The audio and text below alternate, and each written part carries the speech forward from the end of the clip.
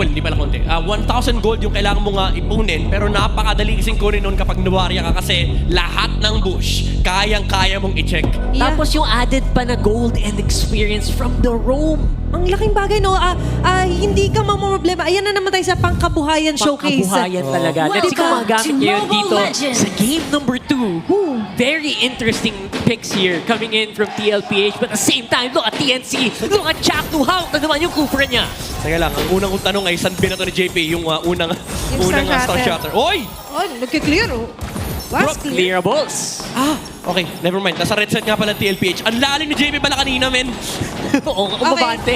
Ito pala yung emblem build para kay JP. Yeah, Inspire, more cooldowns, cooldown reduction, para mas mataas yung uptime nung Star Shatter. I would have expected a common emblem, honestly, para di maubusan ng mana dito, yung Novaria. Pero ang ginagawa lang ni JP is pinangsisilip niya yung Star Shatter. Hindi nila pinang-clear ng minion wave kasi meron naman silang Kimi for that.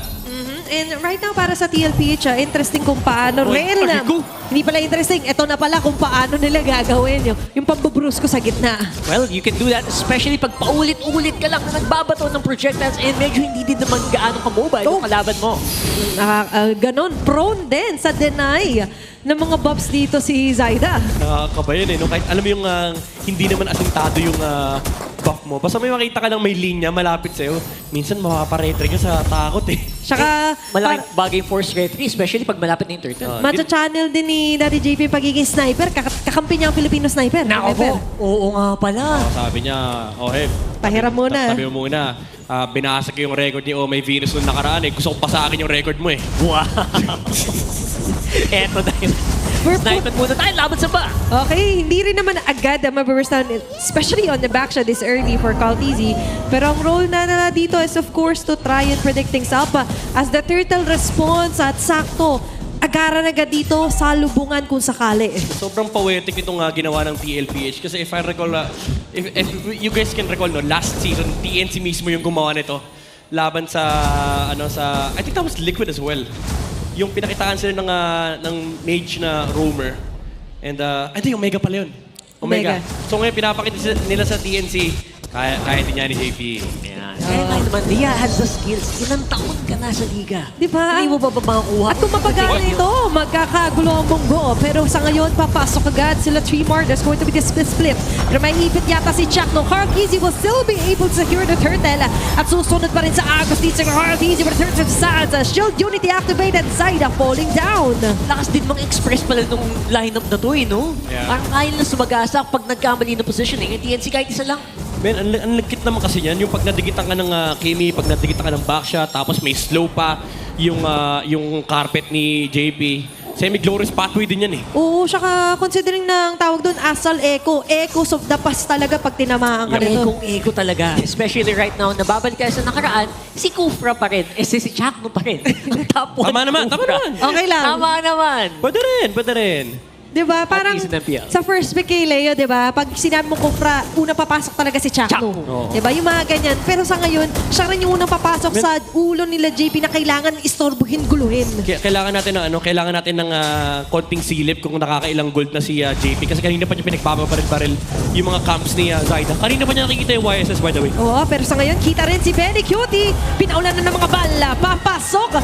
Going for the kill na nga ba? Pero hindi. Atras muna dito si Benny Cutie. Oy! Pero yakap!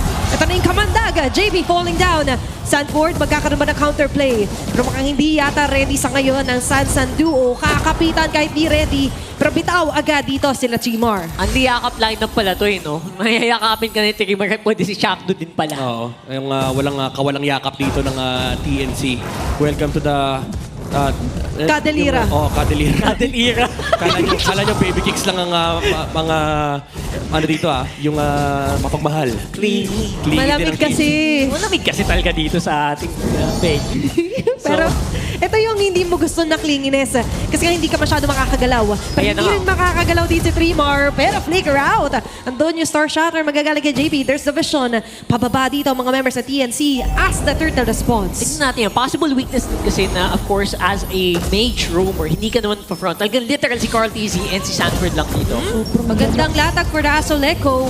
Pero aatras yata ng konti ang TLPH. Maaring bitawan pero hindi. Nagbago ang isip ni Carteezy. Sumalubong ulit dito kay Lancy. Nandiyan yung Chakno! Naga Flare. Pero sa may pinakalikod naman si Chakno Abate. Pero atras, OM still getting the last hit. On to 3 more. Zaida on the other hand will get the turtle. Kapalit naman ang buhay ni Benny Cutie. Double kill agad for OHEB. Yeah. Ang maganda rito is nakuha naman ng TNC yung pagong. Good zone out mula kila Trimar. Kaso ang problema, yung damage ni OHEB kailangan na nilang seryosohin. Naku, tinuloy pa dito. May part 2. Pakagandang latag ng Soleco para kay JP. Teka. Siksik-lig-lig din naman ng atensyon para dito sa CNC Pro Team. Flying Cloud activated. Maagap agad ang aksyon dito kay Sanford. Pero mukhang liliko tayo dito.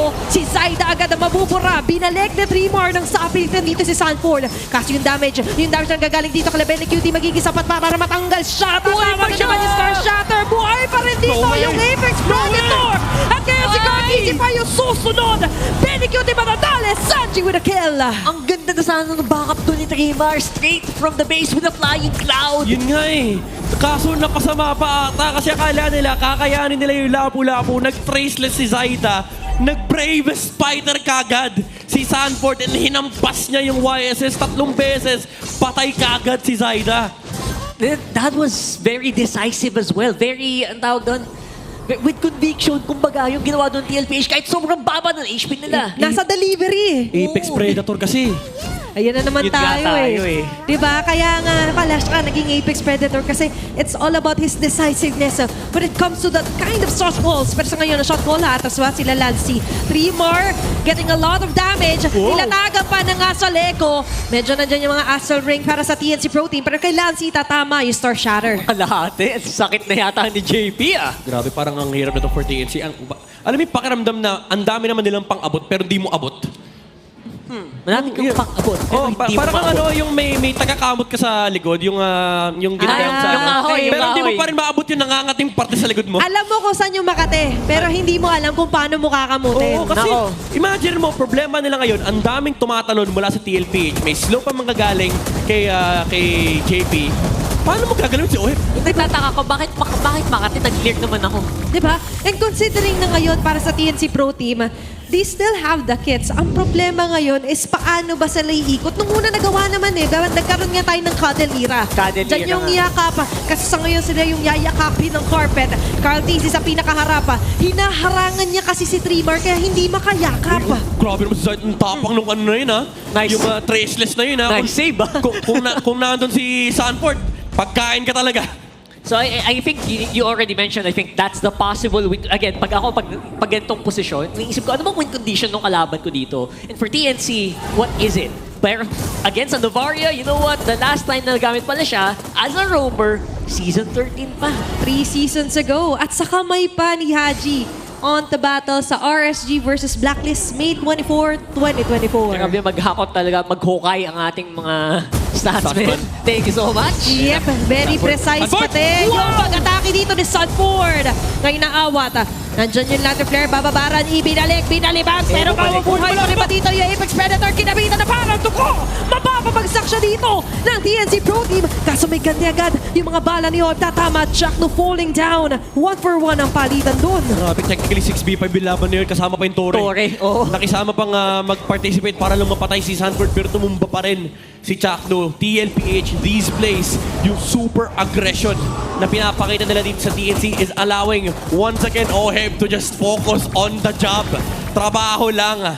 Si OHEB kanina pa, Torre, Poke with the Death Sonata. Tapos ngayon, Lord na lang hinihintay ng TLPH. That was still a pretty decent punish though, especially considering na nagamit na din naman ni Sanford yung kanyang flicker Yeah. on that engagement. Pero at the same time, yun nga eh, medyo malalim. Sobra pa din. Kumbaga, sabi pa rin ng TLPH, so malalim ka, pero sige, sasamahan namin. Di ba gano'n naman talaga pag magtatropa, susuportahan mo. Nakita naman natin na for TLPH, nandun yung support coming from JP as well.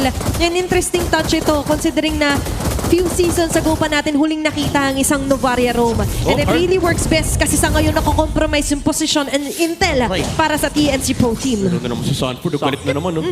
Talagang parang kahit sino harapin lang ni Sanford. Tiwalang-tiwala siya, may backup mula sa likod niya. Kasi kapag nanlaban, may alam mong lalabas yung Astral Echo eh. Tapos rollo yung back siya, uulan ng Death Sonata. Oh. Ayun na. Ayun na ba yun? Lumilinya. Sino sasagasaan? It's going to be Dreamar. Mabada agad dito si Carl TZ. Pushing off yung members ng TNZ Pro Team. And for TLPH, it's going to be an easy Lord under their hands. Grabe. Itong ginagawa ng TLPH. Again, nakita na natin to. Si Carl TZ, hinayaan niya ng si Oheb yung tumapos ng Lord kasi naghahanap siya ng potential pick-off bago nila magamit yung next na Lord. Dahil lang for TNC, they were backing off as the backshot started rolling. And makakakuha pa rin ng tower dito yung TLPH sa may middle lane. Look at the gold mula dito sa TLPH. Oheb once again, super farmed nung Granger na to. At the same time, pati yung XP na din nila, I think Sanford right now is 3K almost.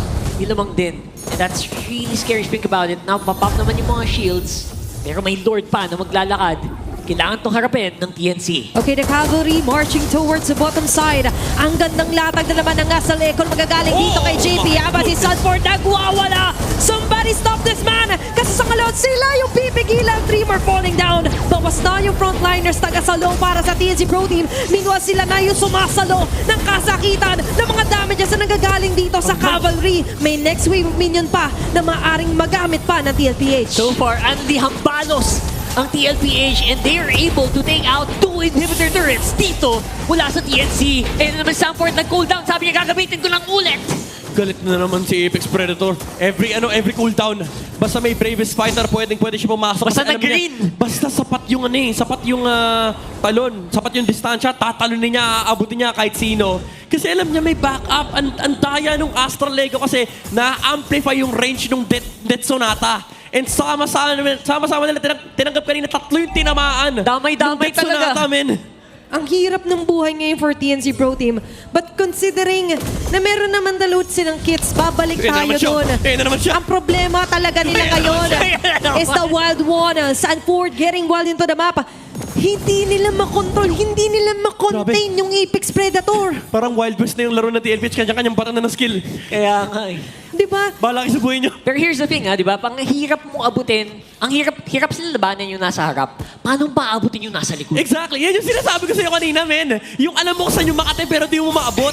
Kasi ang problema nila ngayon, si Oheb tsaka si JP, pero bago sila makarating doon, may back siyang Romorolyo. Lalakad ka na ng konti, yung lapu-lapu, galit na galit. May problema pa sila dito, pera. Kasi sa ngayon, lahat ay pumapabor para sa TLPH. Si Oheb, padoble na ng gold Nasa si kanya lahat players dito. Nasa kanya lahat. Nasa kanya, matindi, marunong na mag-invest si Oheb. Oo. Alam niyo, Siya yung Oheb, investment, men.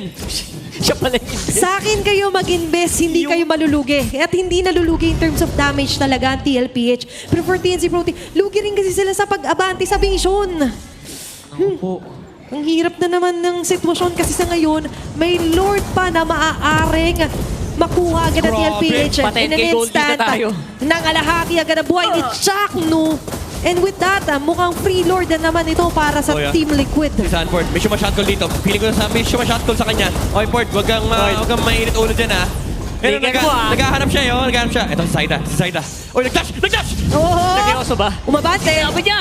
Pero mukhang i-force out niya dito si Benny Cutie. Gagamitin ba yung Vengeance? Pero hindi.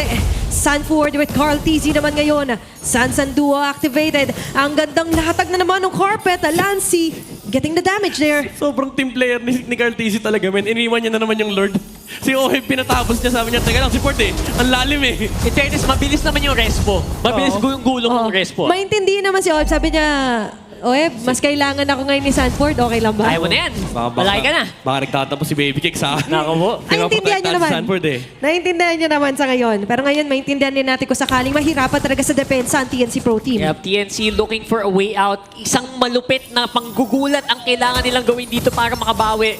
There's right now with that Lord. Aray! Okay, apat agad na tatamaan. It's going to be 4 members na ngayon ay very susceptible sa damage. At yung damage ay nanggagaling pa dito kala JP as well as Oheb. Free hitting on the back lines. Pati dito si Sanji sa pinakaharap na umaatake. Locking their sights onto the base. Nilalaban pa rin naman ito na TNC. Kaso sa ngayon, hirap na hirap. Duguan ng depensa para sa TNC. Lancy fighting for his life. Makakasurvive. Pero a sliver of HP left para sa base ng TNC Pro Team. Pero this is it. As Team Liquid strips off TNC Pro Team. After a very long Friday, it's